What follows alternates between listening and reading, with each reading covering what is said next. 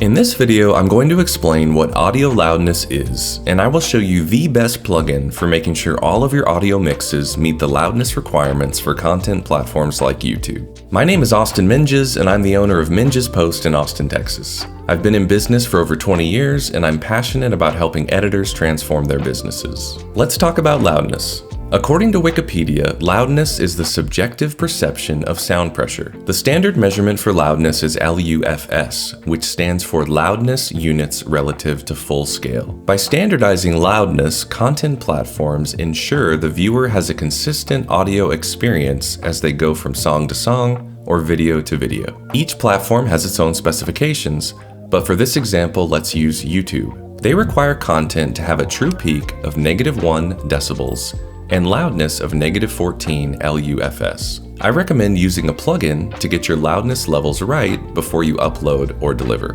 While there are several options out there, my favorite plugin for loudness is WLM Plus Loudness Meter by Waves. At the time of this recording, it costs $35.99.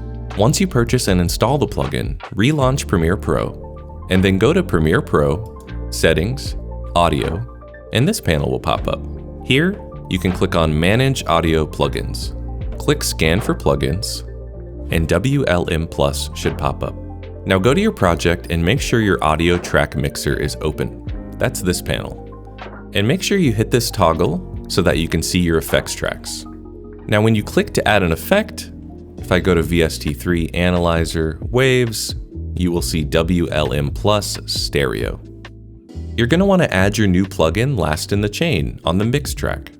Double-click to bring up the window. When you click the drop-down, you will see a lot of super helpful presets. For this example, we're going to use YouTube, because that's where we are going to deliver this video. Make sure your true peak limiter is on. Place your playhead at the beginning of your timeline, and allow your video to play all the way through in real time. This is key. The plugin must listen to your full program in real time in order to help you make the right adjustments. After your program finishes playing, you'll see that the trim button has a suggestion. In this case, it's -0.7 dB. That means we need to turn down our audio 0.7 dB in order for our clip to meet YouTube's loudness requirements. And to do that, all you have to do is click this button. Now we can test our work by hitting the reset button and playing our program again. And as you can see here, it worked great.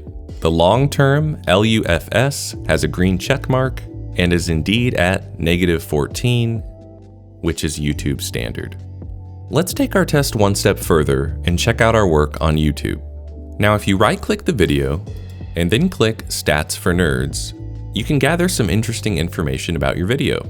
What you're looking for is your content loudness to be at 0.0 dB and the percentage next to it to be at 100%, which means YouTube didn't have to adjust your audio after you uploaded.